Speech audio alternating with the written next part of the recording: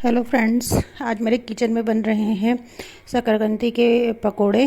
तो ये sweet potato मैंने पिछले ब्लॉग में दिखाया था कि ये गलती से आ गया था। तो सब्ज़ी तो इसकी बहुत मीठी हो रही थी तो वो मैंने बनाई नहीं। तो मैंने सोचा मैं इसके पकोड़े बना लेती हूँ। तो पकोड़े बनाने के लिए मैंने सबसे पहले स्वीट पोटैटो को उबाल लिया है।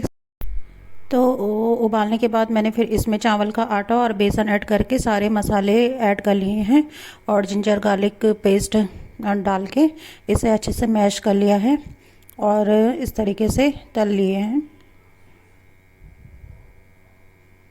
तो मेरे लिए भी ये फर्स्ट एक्सपीरियंस था कि मुझे पता नहीं था कि इस टाइप से इसके पकोड़े बनते हैं कि नहीं बनते हैं। लेकिन अच्छे बने हुए थे पकोड़े, अच्छे लगे हम लोगों को। और ये लग भी नहीं रहे थे कि स्वीट पोटैटो के पकोड़े हैं, ये नॉर्मली आलू के ही पकोड़े लग रहे थे। तो आप लोग भी ज़रूर ट्राई करिएगा एक बारी। तो मैंने इससे पहले कभी स्वीट पोटैटो खाया भी नहीं था। तो मुझे उसका टेस्ट भी उसी दिन ही बेकार लग रहा था जब मैंने सब्ज़ी बनाई थी। तो मैंने सोचा क्यों ना इस तरीके का एक्सपेरिमेंट किया जाए, लेकिन सक्सेसफुल रहा मेरा एक्सपेरिमेंट।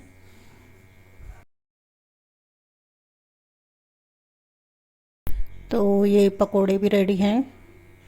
तो ना आप दही के साथ भी खा सकते हो, चाय के साथ भी खा सकते हो, या चटनी जो है आपके पास उसमें खा सकते हो।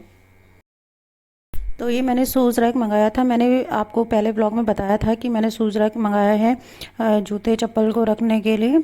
तो ये शूज़ रैक मुझे रिसीव हो गया है अमेज़ॉन से। तो इसकी अब अनबॉक्सिंग हो रही है अभी। तो पहले इसे समझने में बहुत टाइम लगा, लेकिन फिर सेट हो गया था ये बहुत ही इजी तरीके से, और अच्छा भी है और बिल्कुल रीज़नेबल प्राइस पे है। ये नहीं है कि महंगा है या कुछ है। ये ना शूज़ रैक का बाहर का कवर है। पहले आपने रैक्स बनाने हैं और फिर उसमें ये कवर लगा देना है ताकि जूते चप्पलों पे धूल मिट्टी ना लगे।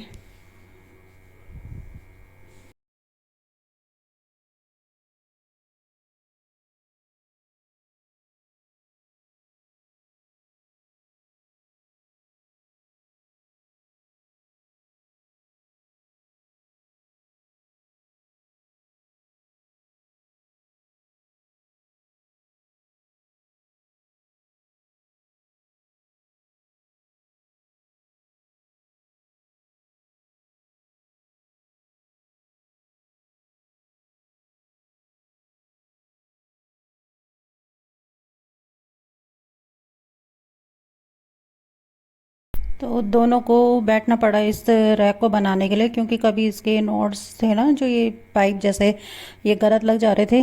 तो कितनी बारी तो गलत लग गए थे, फिर निकाले फिर बनाए।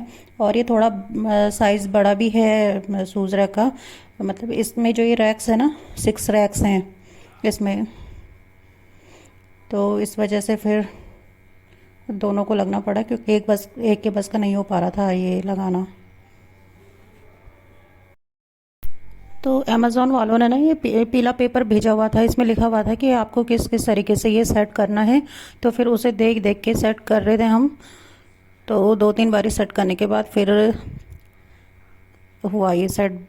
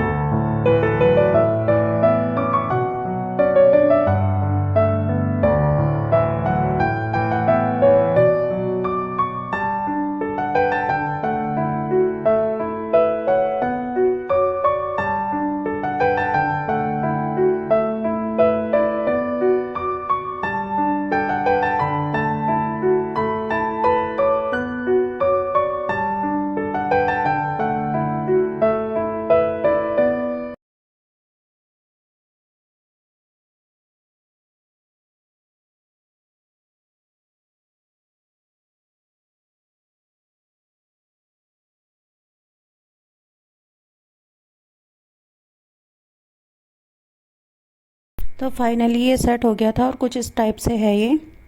इसमें ऐसे कवर लगाना है फिर इसका बाहर से।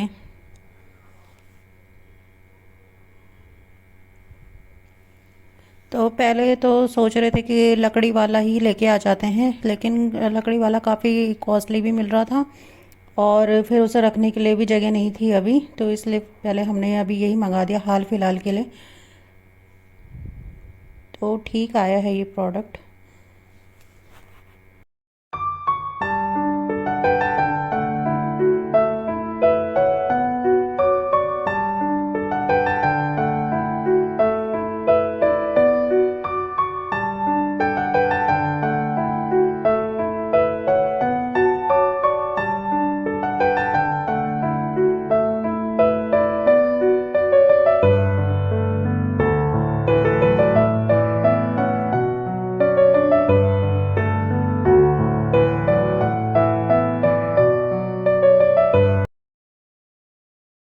तो ये इतने सारे जूते चप्पल पहले बाहर रखे हुए थे, तो बाहर थे, तो इन पे आजकल काम, जैसे मैं बता रही हूँ कि काम चल रहा है, तो उसकी वजह से इनमें धूल मिट्टी सब लग गई थी। तो पहले ये वॉश किए मैंने, फिर सुखा के फिर इन्हें इस रैक में रखूँगी जब ये सूख जाएंगे। तो अभी मैं वो वाले शूज़ लगा लेती हूँ इस वाले रैक पे जो मैंने अंदर रखे हुए थे अलमारी में।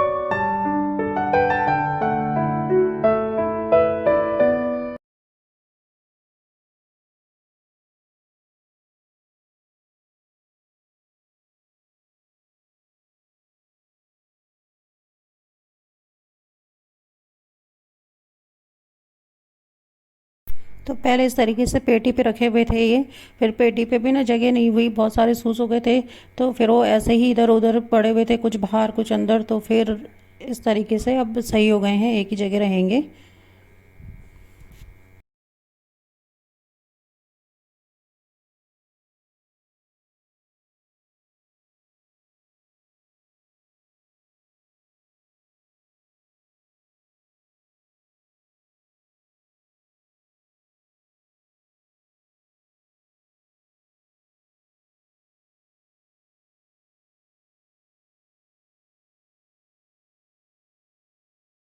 तो ये मेरी इवनिंग टी भी रेडी है। तो ये बाहर कार्तिक पलक लोग खेल रहे हैं दोनों। तो बस मेरा आज का ब्लॉग इतना ही था, छोटा सा, क्योंकि आजकल 2-3 दिन से बहुत ही ज़्यादा थकान हो रही है और काम भी बहुत ज़्यादा हो रखा है आजकल करने के लिए। तो इस वजह से मैं फिर शूट भी नहीं कर पा रही हूँ और इतना एडिट भी नहीं कर पा रही हूँ। तो चलिए फिर ठीक है, अगर आपको व्लॉग पसंद आया हो तो लाइक शेयर एंड सब्सक्राइब करिएगा। और मैं कोशिश करूँगी कि मैं थोड़े बड़े ब्लॉग्स बनाऊँ और कुछ इंटरेस्टिंग बनाऊँ। तो आप भी सपोर्ट करिएगा। तब तक के लिए बाय बाय।